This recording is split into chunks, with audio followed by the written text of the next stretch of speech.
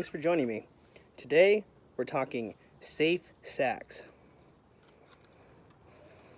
Talking about the sacks today. Not just any sacks, one sacks in particular.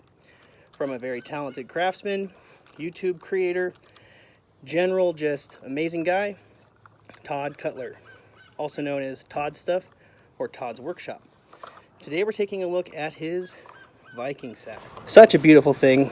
If this is your first time hearing about the Tod Cutler line, you're welcome.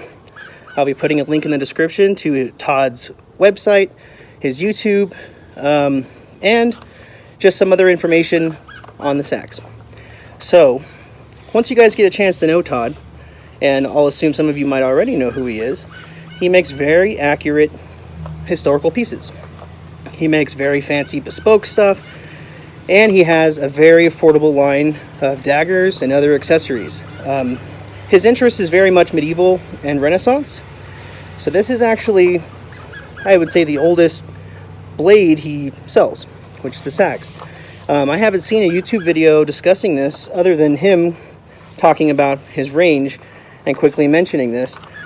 So I encourage you guys to look at that video. That link will also be in the description. So here we are. Very beautiful sacks. Obviously a handmade thing. You can get their sheath in a variety of colors. You can get it in an undyed natural veg tan, black, red, and brown. I went with undyed and dyed it myself and added my own top coat. And you have to add your own suspension, but it does come with these rings. So I just used some thick veg tan lace and dyed it and stitched it with linen thread. And a good way to carry these is to slightly set your front strap a slight bit higher so you get a good amount of balance. And your sax isn't completely flat, you have a slight angle. It's the actual piece itself. It's a thing of beauty. Carbon steel. I believe he does use ash on the handle.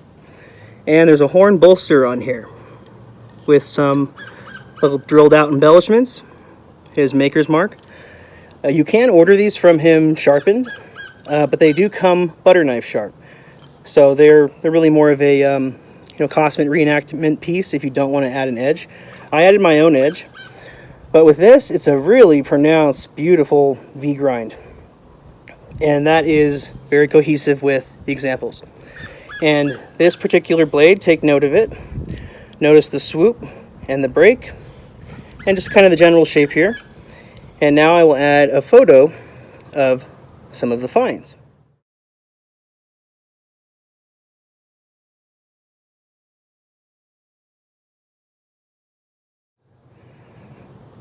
So as you can see, pretty accurate, pretty spot on for the blade shape. This is a carbon steel blade.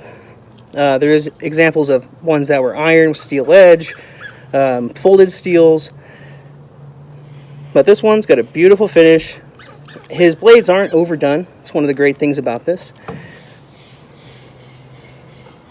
But to the back side, extremely thick spine, and actually even a slight flare here on the break. Now, what's said about these, and one of the theories that I'd like to share, is that this is a Germanic knife, right? A very common self-defense weapon. In this size, this isn't something you're cutting up your steak with. This is a self-defense weapon. This could have been easily a sidearm in like a real warfare type situation, but this also would have been something that a wealthy man could have. It's a lot of metal. So something like this is something you're going to wear around often, right? So when we look further into Germanic history, we see things like, swords, personal carry item swords. We also have the messer, right?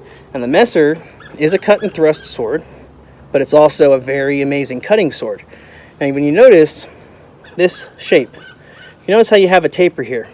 So if you're creating serious swings and cuts, this blade's not going to come loose, even if your hand was wet. Just that taper really holds it in. But if I was to create a very hard thrust, not a great deal of hand protection. So that would really point towards this being more of a cutting weapon. You absolutely can thrust with something like this, absolutely. But it kind of also helps to start to maybe connect the dots a little bit on the origins of the sax, and maybe some of the things it's developed into in somewhat modern history. Some folks say that things like the falchion and the messer are great-great-great-great-grandchildren of a Germanic sax. This is also a very common item for Saxons, and the word itself, sax, comes from Saxon. Was a known item carried by Saxons, just got known as that. And it's a funny historical thing. A lot of historical names for items tend to be sword, knife. Messer means knife. It also means like a basic knife. So we have like a lang messer and a gross messer. Now I know I don't have the best Germanic pronunciation, but you have a long messer and you also have a very big messer. We have the similar kind of thing when it comes to the typology of the sax. We have just a sax, we have Langseax, and then I believe it's also known as the scram sax. A scram sax could be as long as a sword blade. And once again, we don't see hand protection on those. We do have examples of the handles, so we're sure that there wasn't quillons and things like that. The sax was a very non-defended weapon. And when you feel this for yourself, there's so much cut authority. This thing can hack and chop. And with that slight sweep, a lot of times when you see modern reproductions of sax, you have this extremely flat blade coming to the break.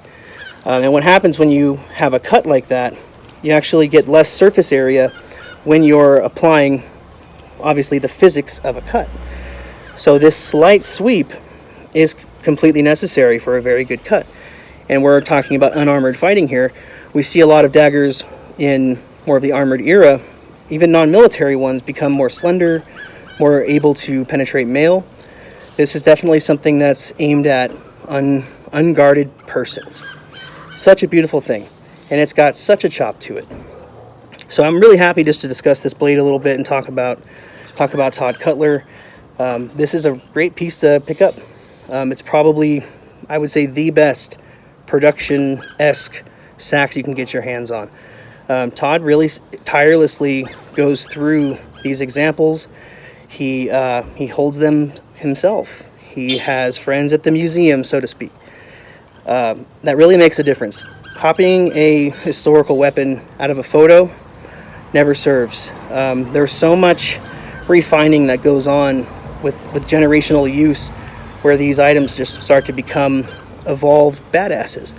So to go back onto the theory that we have this different grade length of sax, so to speak. We also see that with the messer, and we also see that not so much variety of sizes, but the saber.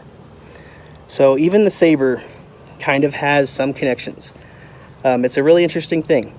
And there's influences from, of course, neighboring peoples, but it's just a very interesting concept that starting to get into semi-curved blades, things that are more slashing weapons starting to evolve into penetrative qualities. Sax was a very interesting thing. So look back at the sheath again. It's got brass edging with the circle dot stamp on it. Really nice brass rivets. He has a really cool video about aging some of your gear. I'm not a big believer in aging your gear as a reenactor, but he does that for like movie pieces and custom pieces that need to already look like they've been used. But he gave me some cool advice to look up brass blackener. So I intend to kind of blacken this brass a little bit. That might look kind of cool. But really nice piece. And the price tag on these, American, I believe, is $110. It's pretty crazy. You can get these at Cult of Athena as well, or directly from his website. I've looked myself. His website shipping to the U.S. is like $12 or $15. It's crazy affordable. And if you get on his mailing list, he sends coupon codes. He did like a Valentine's Day thing. He does various sales. But his pieces range between about 80 US to about 150 US for extremely well-made blades of your era of interest. His rondelle daggers are incredible. Bollock daggers. He's got dirk, dudgeon dagger. His quillin daggers are really beautiful. I think he recently added one that has cord wrap and a riser in the grip, and the matching riser in the scabbard. and I think it's like 115 bucks shipped. It's crazy good for what it is, and he charges like 10 euro to sharpen them for you. Can't go wrong with a blade like this. And of course I had to wear a little something special for this video. So I hope you guys enjoyed this. Make sure to check out the links below, and thank you for joining me. We're going to see you next time.